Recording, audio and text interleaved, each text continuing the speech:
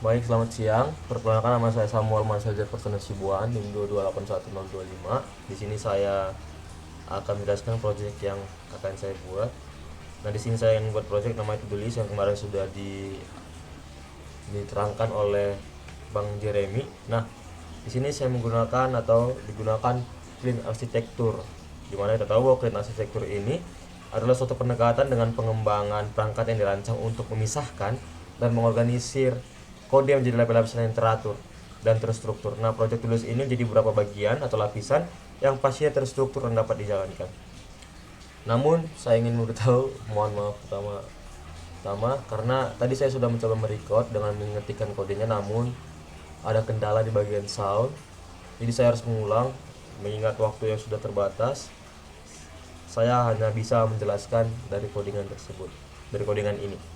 Nah, yang pertama adalah kita bikin entitas. Nah, kalau sebenarnya entitas, dimana ini adalah entitas, kita buat di sini ada to do list, kelas to do list. Nah, pertama adalah ini ada dua variabel. Ini adalah ada dua variabel di sini. Pertama, to do untuk menyimpan deskripsi dari to do-nya. Yang kedua, ini adalah ide buat nandain identitas dari setiap to do. Terus, kalau yang ini adalah konstruktor kosong di mana dia tidak melakukan apa-apa. Nah, ini kita buat untuk keperluan dari inisialisasinya nanti. Terus di sini ada public integer get id dan public void set id integer id. Kita ketik di sini final. Oke. Nah, yang kedua ini adalah getter dan setter dari variabel id, di mana getter ini mengambil nilai dari id dan setter buat ngeset nilainya. Selanjutnya ada public to do list. Public to do list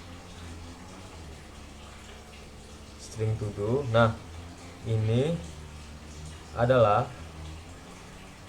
konstruktor yang menerima parameter to do buat bikin to do baru dengan deskripsi yang sudah ditentuin. Nah, kalau yang dua ini adalah getter yang mengambil deskripsi dari to do dan setter buat ngeset deskripsinya. Jadi intinya kelas to do list ini punya dua variabel utama, yaitu to do dan id, dan beberapa metode untuk mengambil dan ngeset nilainya variabel. Jadi nanti objek to do atau objek to do listnya bisa punya deskripsi to do dan identitasnya adalah id. Kita masuk ke to do list repository java. Nah, to do list repository. Nah,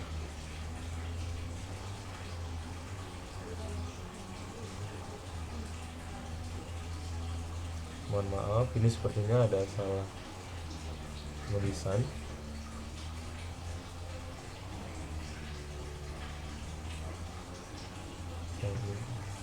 Oh, ini.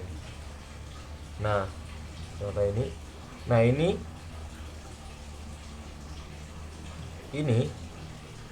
maaf.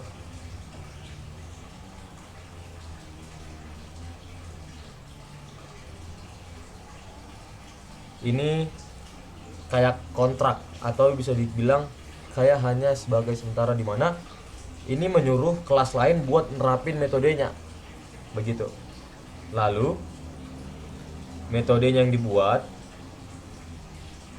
buat dapetin semua barang di daftar tugas dan dia balikin arraynya dengan isi barang-barang dari to do list. Ini adalah bagiannya. Nah, dan untuk void ini metodenya buat nambahin barang baru ke dalam tugas. Nah, dan dikasih tugas, dikasih barang, misalnya dikasih barang, atau kita bisa menambahin to-do list. Jika kita ingin menambahin sebuah to-do list, inilah fungsi dari void add to-do list. Nah, dan kemudian kalau yang ini adalah metode buat menghapus barang dari daftar tugas berdasarkan dengan nomor tertentu. Jadi kita kasih nomor barang yang mau kita hapus, terus dia bakal bilang berhasil atau enggak. Jadi ini interface dari to-do list repository kayak aturan mainnya, dimana nanti kelas yang menerapin interface ini, misalnya to-do list repository implementasinya atau IMPL ini bakal memegang peranannya untuk menyari, untuk menambahkan, dan juga untuk menghapus dari daftar tugas tadi. Kita masuk ke to-do list implementasi, to-do list implementasi Java. Nah,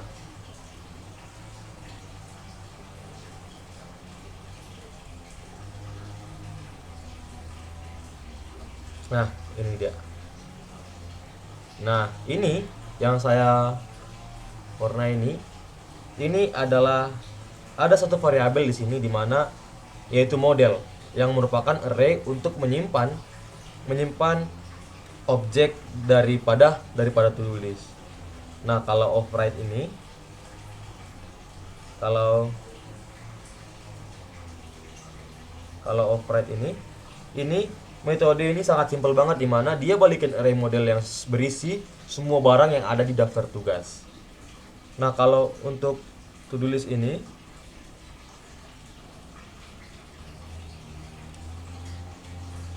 kalau untuk ini, bentar.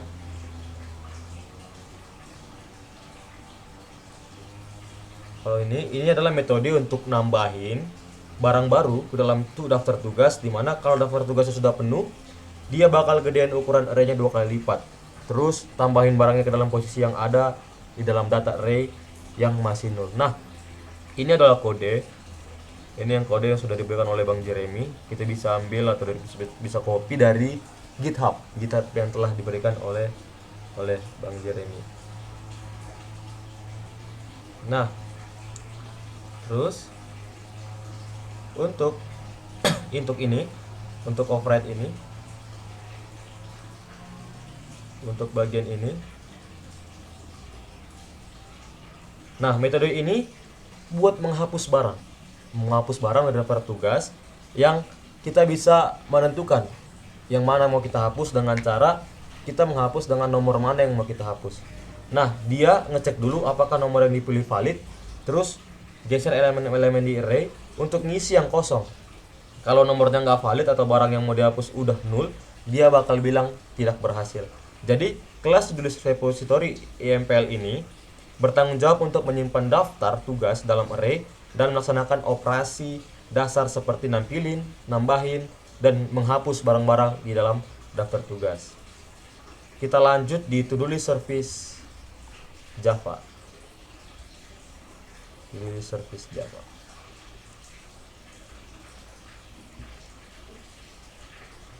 Nah, kalau ini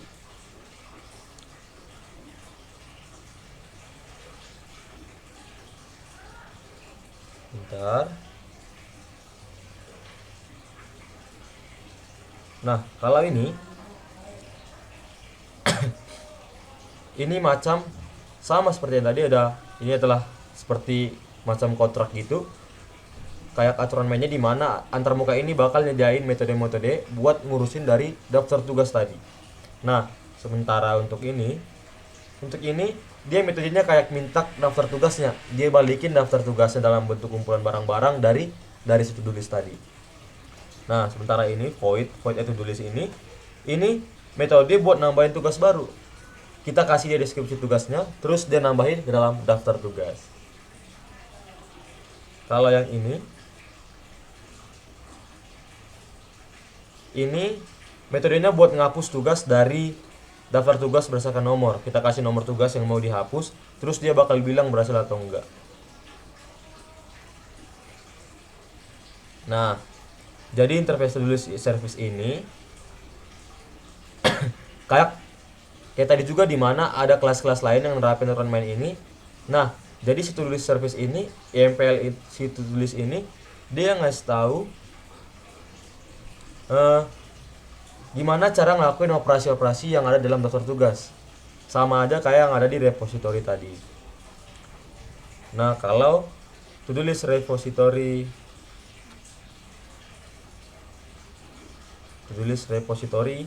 YMPL. Nah, Java. Oke. Saya akan menjelaskannya di mana jika kita tahu ini adalah kelas untuk mengimplementasikan aturan main dari si interface. Nah, sementara untuk yang ini adalah variabel untuk menyimpan objek yang bertanggung jawab menangani daftar tugas di set waktu kelas ini dibikin. Nah, terus kalau yang ini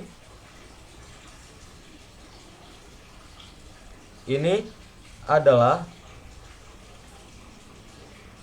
dua jenis konstruktor yang mana dia menerima to-do list repository sebagai parameter, dan ini bukan buat inisialisasi objek to-do list service IMPL dengan to-do list repository yang sudah ada dipilih. Jadi yang kedua ada konstruktor kosong, belum diisi apa-apa. Nah, kemudian di sini kode override. Nah, ini adalah metode untuk memanggil metode dari ini adalah metode untuk memanggil metode dari to-do list repository untuk kita bisa mendapatkan daftar tugasnya. Nah, kemudian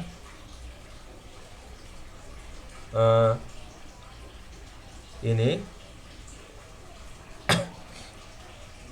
untuk kita bisa menambahkan sesuatu ke dalam daftar tugas. Nah, seperti itu. Kalau untuk ini remove ini, dia untuk menghapus tugas dari daftar. Jadi belum diimplementasikan. Ini kita balikin false karena belum diimplementasikan. Sementara kalau untuk untuk get tadi kita bisa mendapatkan daftar tugasnya. Kalau ini kita menambah ke dalam daftar tugasnya. Kalau ini kita menghapus dari daftar tugasnya. Gitu. Kita lanjut ke to-do list terminal view. To-do list terminal view Java. Nah,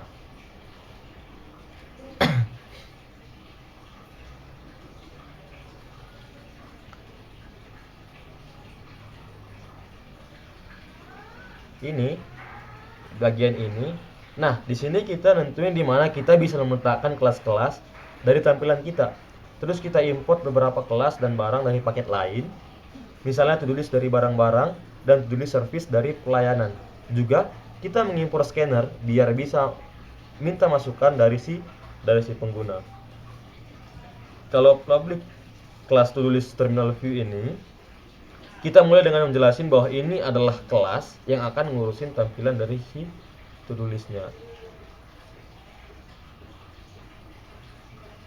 Kalau ini ada dua barang di sini. Pertama to-do list service buat ngobrol sama service to-do listnya.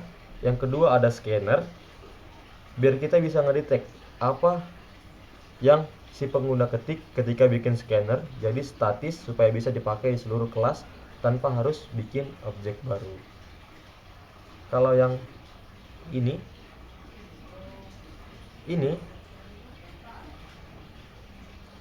pas diinisialisasi kita kasih tahu kelas ini bakal ngobrol sama siapa, yaitu sama service to do list. Kemudian kode ini, nah metode ini simpel banget, dimana kita cuman buat nanya-nanya si pengguna dan kita kembalikan jawabannya. Kalau public void main screen ini adalah metode utama, dimana dia yang nampilin menu dan nanggepin pilihan dari si pengguna.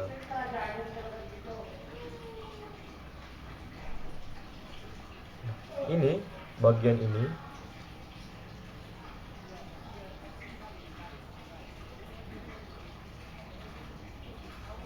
Kalau bagian ini adalah blok di mana ini buat bikin scanner kita. Jadi kita bisa gunakan di seluruh kelas tanpa harus repot-repot buat objek baru. Inilah untuk to-do list terminal Java. Kita masuk ke database, ada di config. Nah, ini adalah database-nya.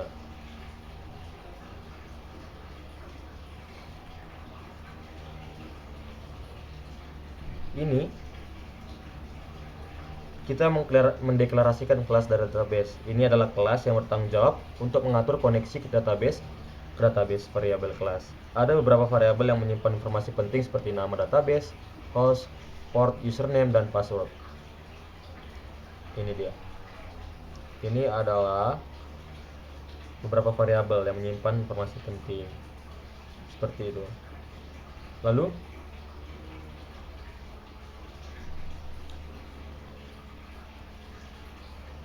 yang ini, public database ini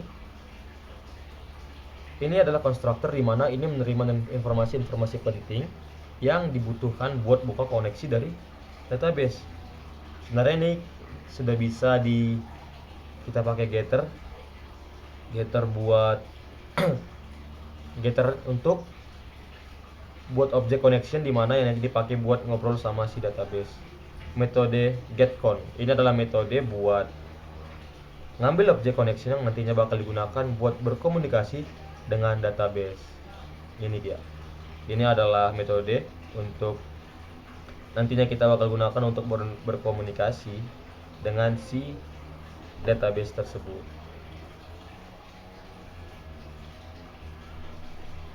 Kemudian kita masuk ke API response.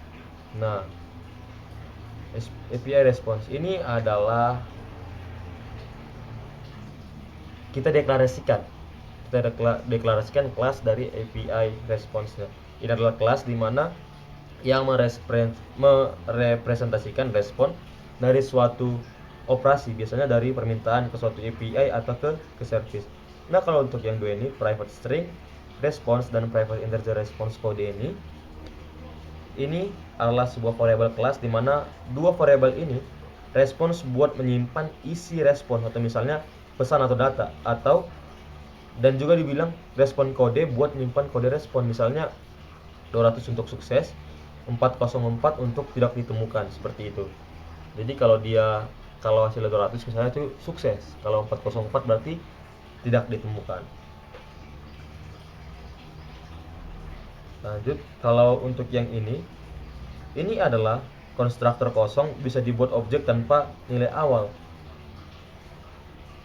Nah, dan konstruktor dengan parameter buat ngeset nilai dari awal. Dan ini juga konstruktor yang menerima dua parameter atau response dan response code buat objek dengan nilai awal sesuai parameter yang telah diberikan. Kalau ini adalah getter dan setter. Getter dan setter yang dimana buat mengambil dan nilai dan buat mengambil dan set nilai variabel response dan response code. Jadi getter ini dibuat buat ambil nilai, setter buat ngeset nilainya. Jadi kelas API response ini dipakai untuk menyimpan dan membaca respon dari suatu operasi, misalnya saat komunikasi dengan suatu API. Lanjut kita ke to-do list db response repository impl.java atau to-do list dari database-nya. To-do list dari database-nya. Bentar, sorry.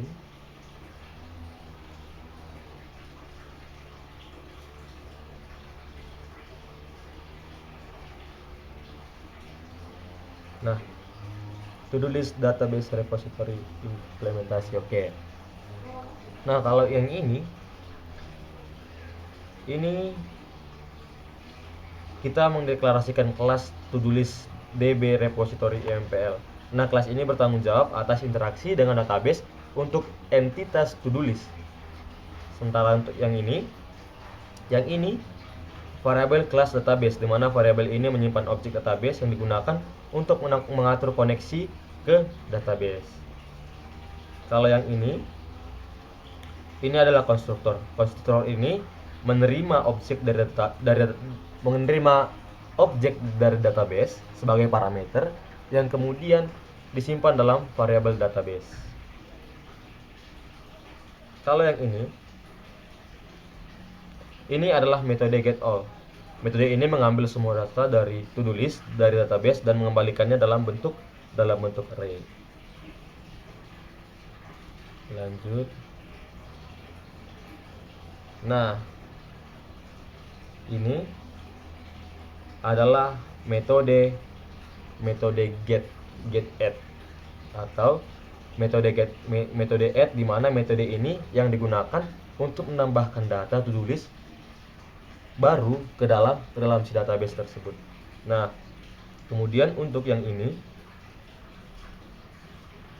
ini adalah metode remove, di mana ini untuk menghapus data to-do list dari database berdasarkan ID atau nomor yang ingin kita hapus, atau metode atau nomor yang tertentu, seperti misalnya kita ingin menghapus dari database kita yang ada dalam to-do list, misalnya nomor ID-nya ada 3, nomor ID-nya 3. Jadi kita hapus dengan kita menuliskan angka ID-nya, seperti itu. Semua operasi ini melibatkan database, yaitu mengambil juga, menambahkan, dan menghapus. Semua ini diatur dalam kelas ini untuk entitas to-do list. Jadi ini semua tergantung pada parameter yang diberikan. Lalu kita masuk ke to-do list API View Java. To-do list API View Java. Nah, tadi saya sedikit mengalami kesulitan di sini karena ada 7 error. Nah, rupanya saya belum external libraries-nya. Saya belum masukkan database-nya. Saya kira saya lupa. Nah, kita ke to-do list API View Java. Ini salah seperti import pustaka, dimana ini kayak bawaan barang yang dibutuhin. Misalnya kita memasak bawaannya seperti bawang, kita butuh bawang, kita butuh kuali, kita butuh bumbu dapur, dan lain-lain. Nah, ini mirip seperti ini. Ini kita inisialisasi kelas, seperti dimana ini kayak kita bilang ke Java, nah saya punya kelas baru namanya to-do list API View, seperti itu. Nah, kalau untuk public class to-do list ini, API View ini adalah variabel kelas, dimana ini simpanan untuk kita pakai nanti, misalnya object mapper. Nah, ini ada object mapper. Object mapper ini buat ubah data jadi bentuk JSON. Ini object mapper. Ini adalah mengubah data jadi membentuk JSON. Kemudian public to-do list API ini untuk kayak kita bikin ini kayak gimana ya? Kayak resep atau bahan, atau gimana bisa dibilang seperti resep makanan, seperti kayak gitu. Nah, jadi kita bikin kelas to-do list API View ini, kita masukkan bahan-bahannya seperti ini, ada host, ada port.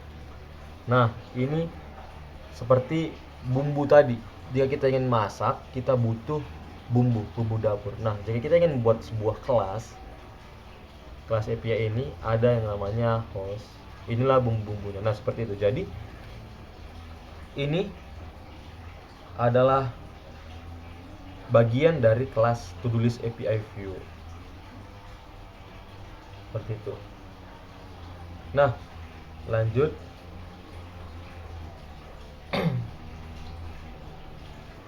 Nah, kalau yang ini public void init ini kayak langkah-langkah kita persiapan sebelum masak. Kita memasak, bahan-bahannya sudah file sudah kita siapkan. Baik, kita lanjut. Bagian ini itu ini adalah metode get to do list, dimana ini kayak kita minta daftar belanjanya apa aja yang perlu. Jadi dia mengasih daftar belanjanya seperti ini. Nah, kemudian untuk ini adalah delete. Sorry, ini tadi ini kayak kita nyuruh sebuah toko untuk hapus barang itu. Nah, jadi dia bertugas untuk menghapus barang itu. Get to do list ini bertugas untuk menghapus barang itu. Kalau add ini dia kayak kita ini minta agar kita itu ditambahin barangnya. Kita menambahkan barangnya. Ini tadi add untuk menambahkan barang. Kalau get kita untuk meminta daftar belanjaannya. Nah, kalau delete ini untuk menghapus daripada belanjaannya, kayak gitu. Nah, terus kalau yang ini private key ini ada untuk bisa kita lihat ini get request body. Ini adalah kita kayak ambil catatan itu yang dikirim sama teman, terus kita baca catatannya. Teman ngirim sama kita catatannya, terus kita baca catatannya. Nah, kalau untuk ini untuk string private static string get to do list ini kayak kita minta misalnya kita ke sebuah apartemen, kita minta nomor apartemen saya mana, seperti itu. Nomor apartemennya berapa ya? Nah, ini adalah tugas dari si get to do list ID ini. Nah, begitu. Jadi kalau yang ini terakhir di bawah ini metode set JSON content type. Ini kayak kita kasih tahu ke restoran bahwa pesanan kita yang mau itu bentuknya kayak gini. Saya mau bentuknya kayak gini. Jadi kita minta kepada si set JSON content ini. Nah, seperti itu. Nah, inilah yang dapat saya berikan, saya jelaskan. Walaupun saya menjelaskannya agak kurang bagus atau kurang rapi, namun inilah yang bisa dapat saya jelaskan. Tadinya saya sudah mengetik ulang, cuman karena device yang kurang mendukung. Tadi saya kira awalnya bagus untuk suaranya, namun pas saya putar kembali ternyata suaranya terputus-putus atau terpatah-patah. Nah, seperti itu. Jadi mohon maaf buat Bang Jeremy. Ini yang bisa saya sampaikan. Kiranya ini bisa membantu teman-teman, atau inilah project final yang bisa saya sampaikan. Semoga bisa membuahkan atau menghasilkan nilai yang bagus. Walaupun sebenarnya saya sedikit masih kurang paham, tapi saya mencoba untuk menjelaskannya dengan bahasa saya sendiri, dengan apa yang saya ketahui. Seperti itu, Bang. Nah, kalau untuk itu terima kasih buat yang sudah menonton. Kiranya Tuhan memberkati kita semua. Terima kasih.